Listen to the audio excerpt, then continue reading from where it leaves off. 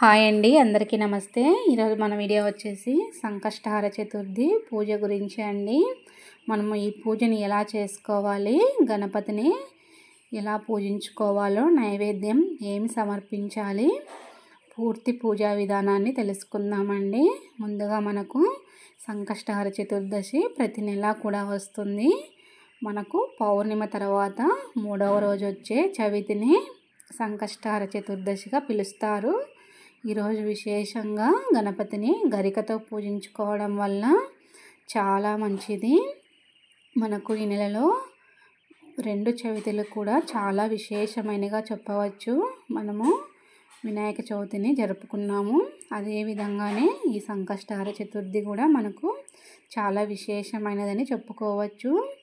మనము ఈ పూజను ఆచరించేవారు సూర్యోదయానికి ముందుగానే తలస్నానాన్ని ఆచరించి మన ఇంటిని, పూజా మందిరాన్ని, గుమ్మాన్ని శుభ్రపరచుకోవాలి. ఆ తర్వాత మనం పూజను అనేది స్టార్ట్ చేయాలి.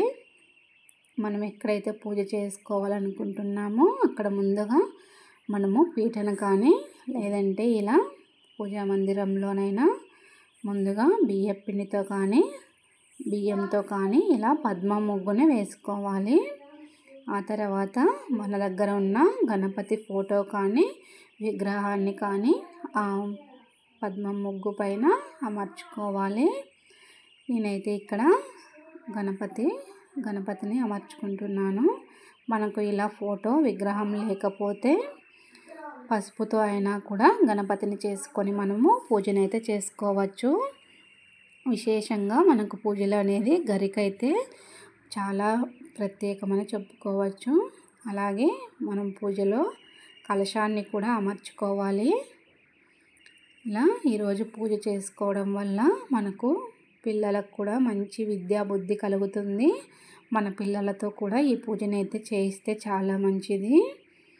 పిల్లలకు మంచి విద్యా బుద్ధి కలగాలనేసి మనము పిల్లలతో చేయించవచ్చు. అలాగే మనము ఏ పని మొదలుపెట్టినా అన్ని కార్యాలు కూడా సక్రమంగా జరగాలనేసి మనము ముందుగా వినాయకుడిని కూడా ఇలా పూజించుకోవడం వల్ల చాలా మంచిది. మనకు గణపతిని ఈరోజు విశేషంగా పూజించుకోవడం వల్ల అన్ని విజయాలే కలుగుతాయి. స్వామివారిని ఇలా సంకష్టి రోజు ఉదయాన్నే ఇలా పూజించుకున్న తర్వాత మనము పగలంతా కూడా ఉపవాసాన్ని పాటించి ఆ తర్వాత మనము సాయంకాలం మరలా పూజ చేసుకొని స్వామివారికి నైవేద్యాన్ని సమర్పించి మనము ఉపవాసాన్ని అనేది విడిచిపెట్టవచ్చు. ఈరోజు ప్రత్యేకంగా మనకు శనివారం వచ్చింది కాబట్టి నేను ఇక్కడ వెంకటేశ్వర స్వామికి కూడా తులసి దళాలతో పూజించాను. అలాగే గణపతికి బిల్వపత్రి, అలాగే గరిక, మల్లె పువ్వులతో అయితే స్వామివారిని అయితే అలంకరించుకుంటున్నాను. మనము పూజలో ముఖ్యంగా తాంబూలాన్ని కూడా సమర్పించాలి. ఈ పూజలో కొంతమంది మనము ఏదైనా సంకల్పం చెప్పుకొని ముడుపును కూడా కట్టుకోవచ్చు. అలా ముడుపు కట్టుకున్న వారు పగలంతా ఉపవాసం ఉండి సాయంకాలం ఆ ముడుపులో ఉన్న బియ్యాన్ని మనము నైవేద్యంగా ఉండి స్వామివారికి సమర్పించాలి. ఇక్కడ ముఖ్యంగా మనము దీపాలకు కూడా గంధము కుంకుమతో బొట్లనైతే పెట్టుకోవాలి. ఇలా దీపారాధన చేసుకున్న తర్వాత మనము ఉదయాన్నే ఇలా దీపారాధన చేసుకొని పూజ చేసుకున్న తర్వాత పగలంతా ఉపవాసం ఉండి సాయంత్రం అయితే స్వామివారికి ఏదైనా ఇష్టమైన మనము కుడుములు కానీ మోదకాలు కానీ అలా మనకి ఏవైనా ప్రసాదాలు చేసుకొని స్వామివారికి సమర్పించుకోవచ్చు. ఇలా చేయలేని వారు బెల్లం ముక్కనైనా ప్రసాదంగా పెట్టుకోవచ్చు.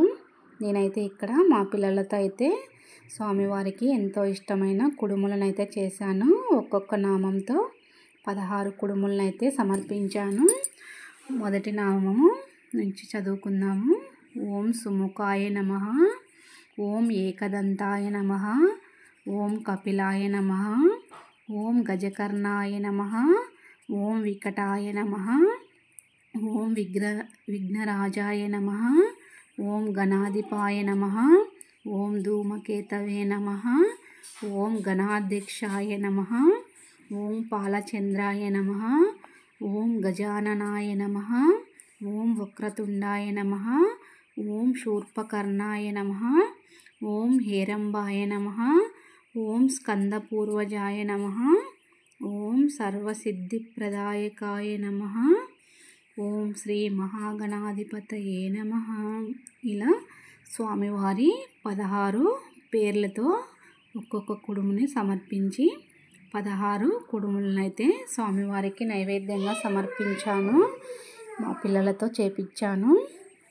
పిల్లలకు మంచి విద్య బుద్ధి కలగాలనేసి ఇలా మనము తోచిన విధంగా స్వామివారిని అయితే పూజించుకోవచ్చు. ఈ వీడియో ఎలా అనిపించిందో కామెంట్ చేయండి. అలాగే వీడియో నచ్చితే లైక్ చేయండి, షేర్ చేయండి.